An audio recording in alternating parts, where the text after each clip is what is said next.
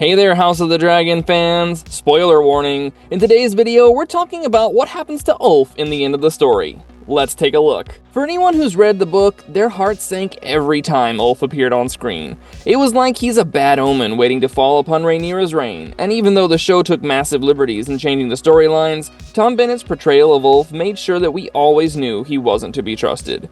The man never showed even an ounce of loyalty, and all he was concerned about was his own fame and power. Letting Ulf mount a dragon was probably one of the worst decisions Rhaenyra took in House of the Dragon, and it happened. Ulf went rogue and wrought havoc on Tumbleton on his dragon Silverwing. Now, we've a long wait ahead of us to see what House of the Dragon does to him, but for now, let's go back to Martin's pages and see how his fate was pinned by the author. No matter who sat on the Iron Throne or which house held authority, King's Landing has always been filled with illegitimate children of royal blood. Of course, the two great houses descending from Old Valyria, the Targaryens and the Valerians, were no exceptions, and their unacknowledged children came to be referred to as dragonseeds.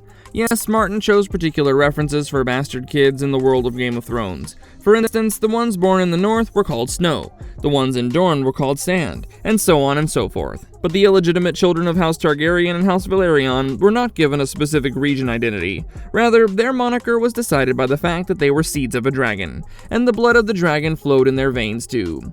Ulf White, or Ulf the Sot, was one such dragon seed, and of course, to make matters simple, Ulf had clear Valyrian features and sported the iconic white hair, which suggested his lineage, but he himself was uncertain which Targaryen he descended from.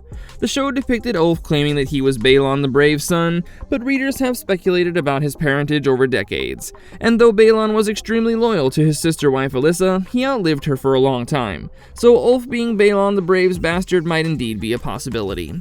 The other options that have come up again and again are that Ulf's mother was Gael Targaryen, the last child of King Jaehaerys Targaryen I and Queen Alysanne Targaryen. However, Gael disappeared from court in 99 AC, and after the death of her parents, it was revealed that she was impregnated by a traveler and gave birth to a stillborn. It's possible that Gael's child was not a stillborn, and the rumor was spread to stop the Targaryen princess from raising an illegitimate child, and that child might be Ulf, who found his way to King's Landing. Ulf was stationed in the garrison on the island of Dragonstone, and though the book gives no background of his childhood, he knew he had the blood of the dragon in his veins and sought the Targaryens' validation. When Dance of the Dragons began, Ulf was merely a lowborn man-at-arms. However, his life changed in 129 AC, and it finally seemed like he would get the royal recognition that he always craved. It was Prince Jaehaerys Velaryon who called for dragon riders to try and claim Silverwing and Vermithor, two large and unridden dragons who were sitting at Dragonstone, and Jaehaerys believed if he could find any dragon seed to ride them, the Black's dragon power would increase immensely. And he was right. Ulf did manage to mount Silverwing and proved himself during the Battle of the Gullet. Jaehaerys flew on Vermax and swept down on a line of Lycene galleys, but the captain directed their arrows and spears against him. It seemed like he was losing ground, till Ulf on Silverwing and the other dragon seeds on their respective beasts entered the scene and managed to turn the tide in favor of House Black. Yes, the battle was won, but Prince Jaehaerys and Vermax were killed along with 1,000 others. However, according to Mushroom Ulf and his fellow dragon seed, Hugh Hammer did not care about any of it and celebrated their participation. After this victory, Ulf started calling himself Ulf White. Daemon knew that Ulf was reckless and tried to tame him by suggesting his marriage with the daughter of the late Lord Stokeworth, but Rhaenyra refused to do so. Instead, the queen made Ulf and Hugh knights and granted them some lands of Driftmark. Mushroom noted that Ulf was so delighted he rode through Fleabottom in a drunken state, wearing nothing but golden spurs. Again, Daemon tried to ensure Ulf's loyalty because one rogue recognizes another. Daemon suggested that House Baratheon and Lannister should be destroyed for supporting King Aegon Targaryen II, and as part of his plan, he even proposed granting Storm's End to Ulf after the Baratheons were defeated. However, Lord Corlys Velaryon opposed the idea, leading Rhaenyra to reject Daemon's suggestion. Now, Ulf White, who was desperate to get a seat of his own, was slowly getting frustrated, and by the time the first Battle of Tumbleton happened, he had had enough. The constant disrespect from the Targaryen royals enraged him, and he began plotting against them. He and Hugh Hammer were sent on their dragons Silverwing and Vermithor to Tumbleton, when Lord Ormond Hightower and his army started marching toward King's Landing from Reach.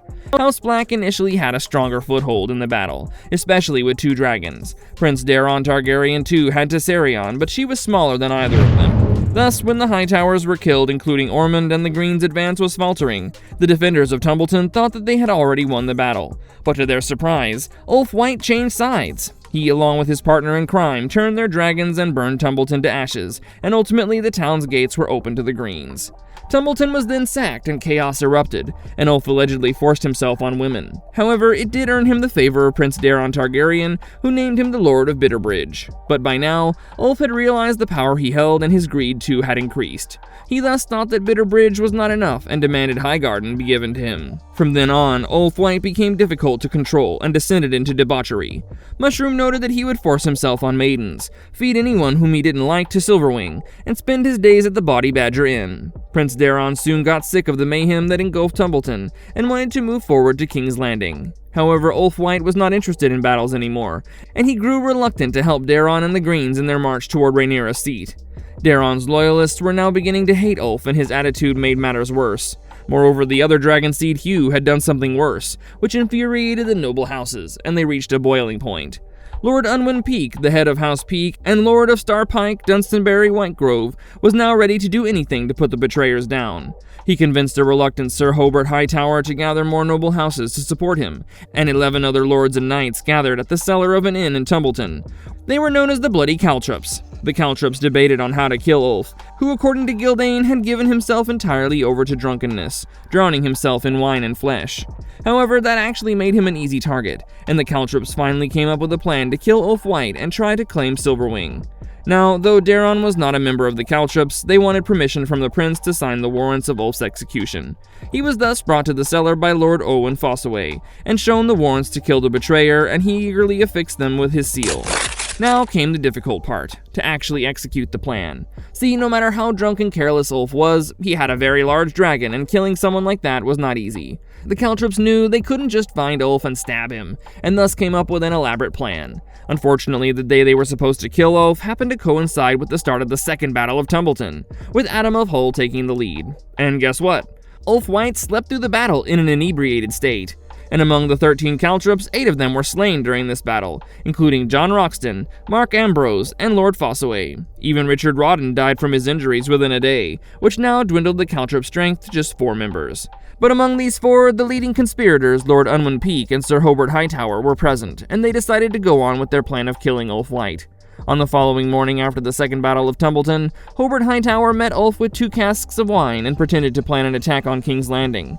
One cask had the Dornish red wine and another Arbor gold, the latter of which was poisoned. Hobart thought that Ulf, who was obsessed with alcohol, would choose the gold as it was his preferred vintage, and leave Hobart with the red wine, but something in Ulf stopped him. He grew suspicious of Hobart's behavior and his sudden friendly gesture and asked Hobart to save the red wine for later. He said he would drink the gold only if Hobart drank it with him. Hobart knew he could not let his chance slide. Believing the Caltrops' plans were at risk, Hobart reluctantly decided to sacrifice himself and drank the poison wine along with Ulf White. He went as far as asking for a second cup to make Ulf believe him, and that worked. Ulf White drank 3 cups of the poison wine and soon dozed off, dying in his sleep. Hobart tried to throw up the wine to save himself, but it was too late and he died from poisoning. However, Hobart managed to bring down at least one betrayer who had told Lord Peake that he would claim the Iron Throne, which the Caltrops believed should be claimed by Prince Daeron Targaryen.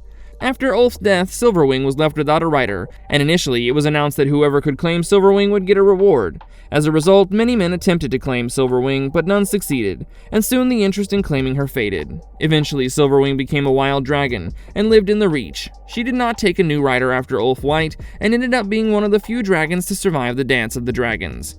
Now, the show gave Ulf's anger some justification by portraying how badly he was treated by both the Greens and the Blacks, for being common-born. He knew that no matter what he did, he would never gain the respect of the nobles and that he was just a pawn in the larger game for the Iron Throne. His life and his ambitions didn't matter to anyone.